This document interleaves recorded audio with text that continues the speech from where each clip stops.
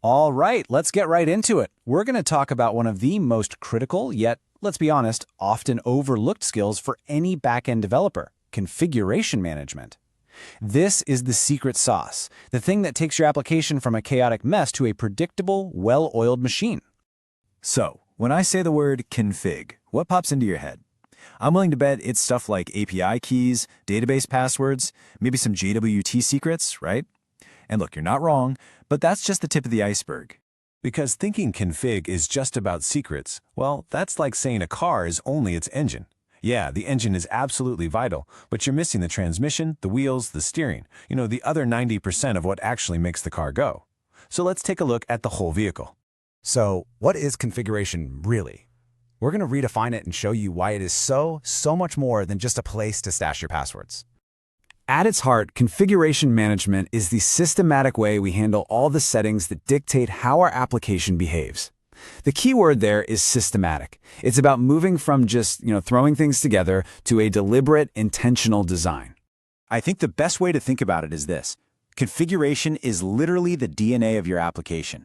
It's the unique set of instructions that tells your code how to act in different environments, like on your laptop, in staging, or in production, all without ever having to change a single line of the code itself. And this DNA covers a huge amount of ground. Yeah, you've got the obvious secrets like payment processor keys, but it's also things like feature flags, which let you turn on a brand new checkout flow for, say, 10% of your users. It covers performance stuff like your database connection pool size, even core business rules like the maximum order amount a customer can place. All of that, it's all config. Okay, so if config is this important, why do so many of us get it wrong? Well, the challenge is really the sheer complexity of the systems we build today. If you don't have a plan, you fall into what I like to call configuration chaos. I mean, our apps aren't simple little monoliths anymore, are they? They're these sprawling distributed systems. You've got microservices, you've got databases, caches, message queues, not to mention a dozen third-party APIs for payments, authentication, you name it. And every single one of those connection points needs its own set of configurations. So what happens when you have all this complexity, but no central strategy to manage it? You know the answer. You get chaos. This slide really lays out the two paths you can take. On the left, you've got that chaos. Values are hard-coded everywhere, your app behaves one way in staging and a totally different way in production, and debugging, well, it's a complete nightmare. But on the right, with a centralized strategy, you get control, you get predictable behavior, and you can actually track down and fix bugs. The stakes here are incredibly high. Okay, so we know the problem. Let's start talking about the solutions. Where do we actually store and manage all these different configuration values? Let's open up the toolkit. So where does this all go? As you can see, a huge chunk of teams start with environment variables. And that makes sense, right? They're simple, they're everywhere. Then you've got dedicated config files like YAML, which give you a bit more structure. And for the really sensitive stuff, a smaller but super important group uses dedicated cloud secret managers. Each of these tools really has its place. Environment variables are awesome for getting started. Config files are way better for structured data that needs comments and organization. But for true security at scale, you absolutely need a dedicated secrets manager, something like AWS Parameter Store or HashiCorp Vault.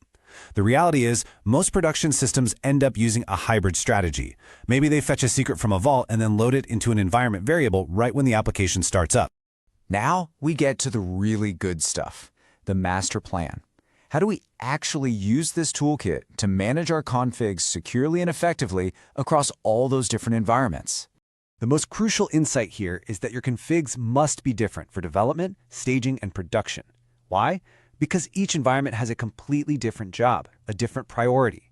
What you're optimizing for in development, which is developer productivity, is definitely not what you're optimizing for in production, which is pure reliability. And this is a perfect example. Just look at the database pool size. On your local machine, the priority is just getting work done, so a pool size of 10 is fine. But in production, the priority is reliability and handling traffic spikes, so you might crank that up to 50. And staging? Well, you want to mimic production, but you also don't want to break the bank on server costs, so maybe you set it to a really low value like 2. It's the same exact code, but it behaves completely differently, all driven by a single config value. And of course, we got to talk about security. These 4 rules are just non-negotiable. 1, never ever hard code secrets. If your code is on GitHub, your secrets are too. 2, use a vault for anything sensitive. This centralizes and encrypts your most critical data. 3. Apply the principle of least privilege. A service should only have access to the secrets it absolutely needs to do its job, and nothing more. And 4. Rotate your keys. This limits the damage if a key ever gets compromised.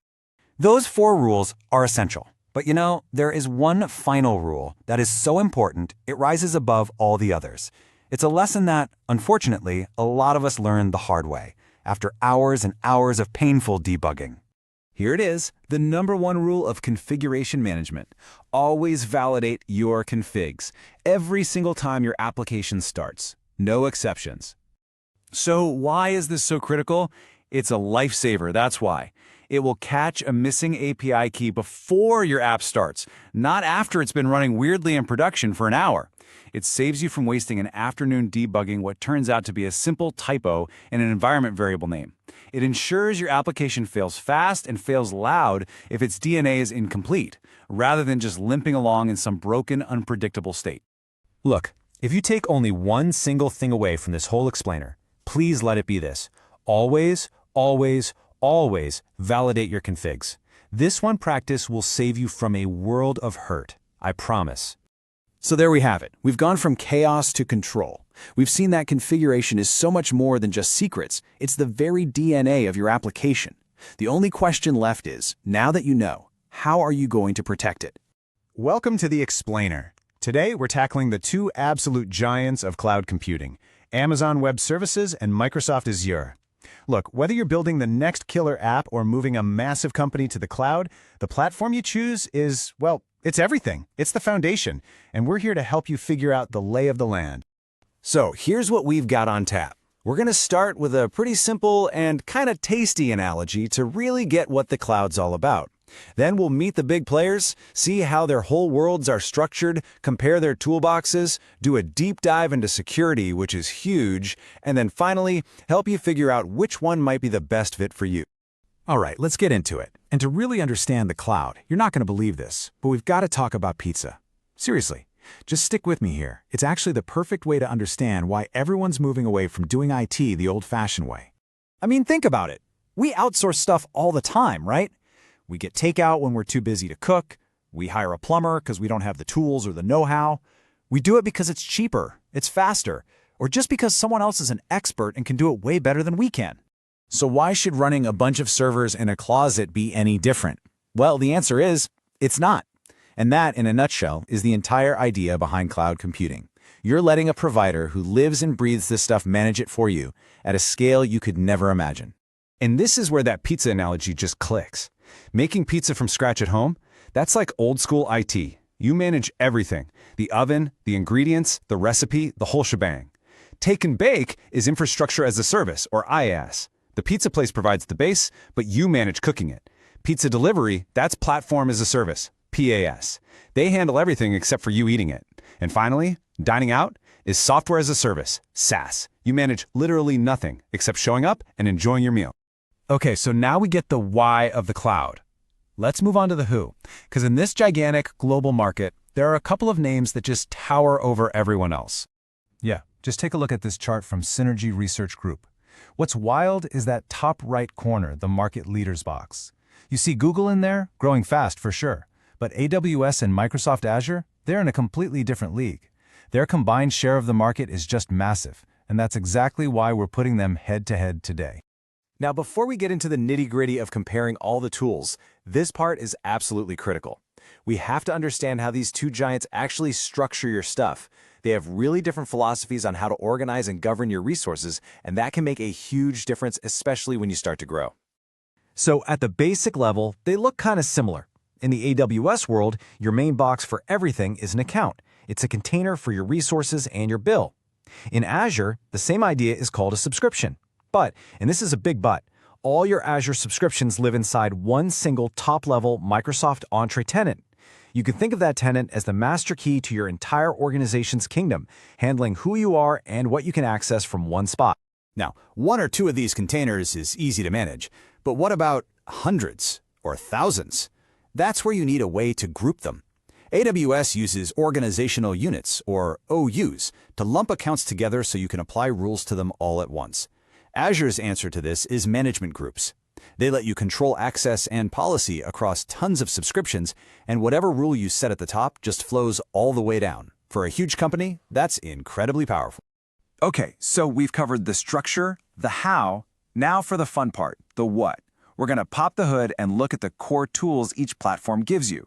And what you're going to see is that for most of the big stuff, there's a pretty direct translation. It just has a different name. And the most basic, fundamental tool in any cloud is compute. This is just the ability to get a virtual server running whenever you want one. It's the raw horsepower, the engine that makes everything else go, without you ever having to buy a physical piece of metal. So in AWS, their main compute service is called Amazon EC2. Over in Azure, its counterpart is just called virtual machines. Pretty straightforward. You pick a size, AWS calls them instance types, Azure calls them VM series, and you're good to go. Need to automatically add or remove servers when you get busy? That's AWS autoscaling or Azure VM scale sets. And if you want to run code without thinking about servers at all, you've got AWS Lambda versus Azure Functions. Of course, all those engines need a place to store their stuff. Website files, user data, backups, all of it. And both platforms have a whole lineup of really powerful and safe places to keep your data. For just storing huge amounts of files like images or videos, AWS has its legendary S3 service. The Azure equivalent is called blob storage, and when you need a hard drive to attach to one of your virtual servers, you'll grab an Elastic Block Store, or EBS volume, in AWS versus an Azure disk. See? Same idea, just a different brand name. All right, let's pause here, because this next section is arguably the most critical part of cloud security, controlling who can do what. Seriously, getting this wrong is how most data breaches happen in the cloud, so understanding this is just not optional. The whole field is called Identity and Access Management, or IAM. Basically, it's the security guard for your entire cloud setup. It's the framework of rules that make sure the right people have the right keys to the right doors, and nothing more. Getting IAM right is everything when it comes to protecting your stuff. And this is where we see a really big difference in how they think. AWS IAM was built from the ground up to control access to AWS things, and that's its focus. Azure, on the other hand, built its system on Azure Active Directory. And why is that a big deal? Because that's the same Active Directory that has been running corporate offices for decades. This gives Azure a natural built-in advantage for any company that wants one single identity for its employees that works in the office and in the cloud. And this isn't just a theory. Look at the real-world results. Energy giant BP used Azure AD to merge 26 completely separate identity systems into one. And the result?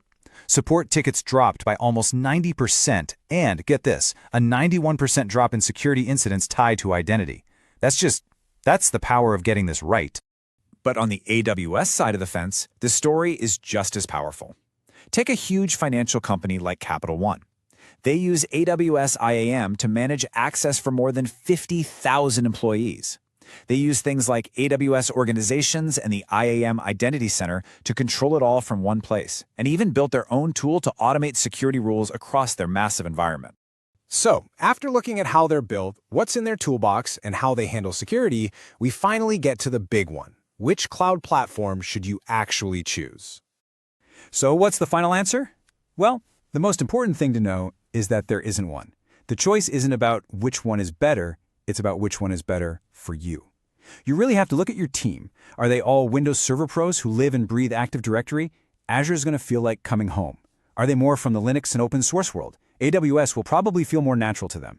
Plus, you have to think about things like your company's existing deals with Microsoft. It all plays a part. At the end of the day, you have to look in the mirror and ask, what is the right fit for this project, for this team, and for where we want to go in the future? The best cloud is the one that fits your world and lets you build and move the fastest. Because your cloud provider isn't just another service you pay for, it is literally the foundation you are going to build your digital future on. And that's a choice you definitely want to take the time to get right. Thanks for joining us for this explainer.